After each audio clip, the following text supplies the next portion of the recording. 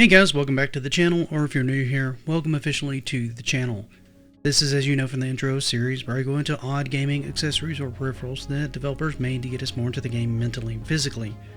Today, well, this wasn't so much an attempt to get us more into the game, but a way to make your Dreamcast more flexible by allowing it to play other consoles' games. Let's talk about Bleem. Bleem was an emulator designed to allow either the PC or Dreamcast to play original PlayStation games, with a Dreamcast version called bleemcast.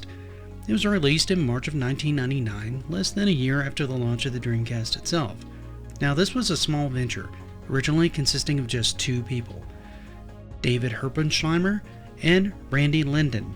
They would go on to add 6 more people when they went into a commercial phase to help get the emulator to market and into consumers' hands.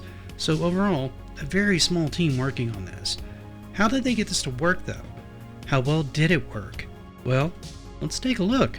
In order to make this run cleanly, particularly at full speed, even on lower-end computers, the authors did everything in assembly language. This is a low-level language that allows the user to define things down to basically the bit level. This allowed for some very precise optimizations in how they ran each facet of the emulation. Originally, Bleem was planning on having a disk ready to run on any PlayStation on the Dreamcast, but due to technical issues, they developed the concept of something called a Bleem pack. This software would only boot up 100 specific games. Each of the Bleem packs would have to be purchased if the game you wanted to play wasn't available on the pack you already had. They also had another issue, and that's that some of you may have already thought of. The Dreamcast had less buttons overall than the PlayStation.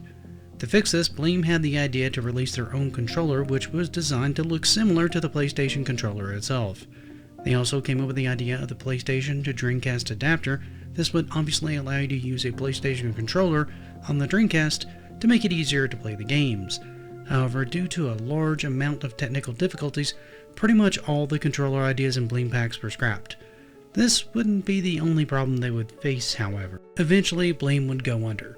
The onslaught of repeated lawsuits and injunctions just proved to be too much for the small company to weather and keep its doors open.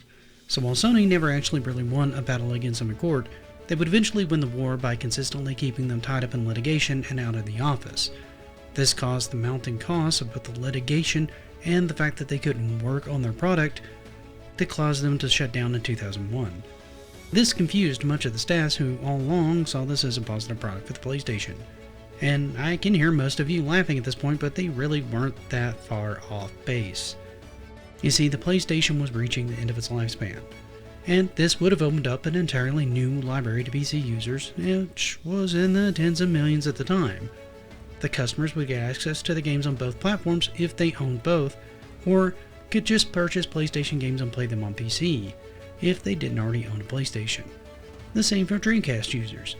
On top of that, Sony would receive licensing fees for each and every game sold for use on Bleem. They also saw as a way to set up software as a mastering tool that would allow developers to make software more universal and not tied down to a singular platform, as most of the dev kits and tools at the time were hard tied to specific systems, making porting a rather time-consuming and in many ways very expensive process. In the end, a lot of what Bleem was trying to do actually came to fruition. Today we have software that can do a lot of the lifting and porting much of the software from one platform to the other, lowering costs and increasing efficiency in the workload. This means more and more multi-platform games and fewer exclusives, increasing profits. Unity is a prime example of this, but it only came out in 2004. A lot of this litigation also put things in a gray area as far as emulation. Since Sony never successfully won a case against them, it proved that people have the right to play their software where they want and how they want in a lot of ways.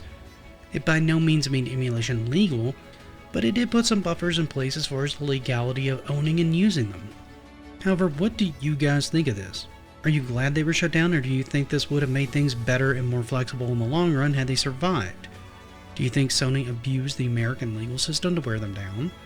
Let me know in the comments. And if I could, I'd like to ask you for one more indulgence. Please hit the like button. It really does help me out.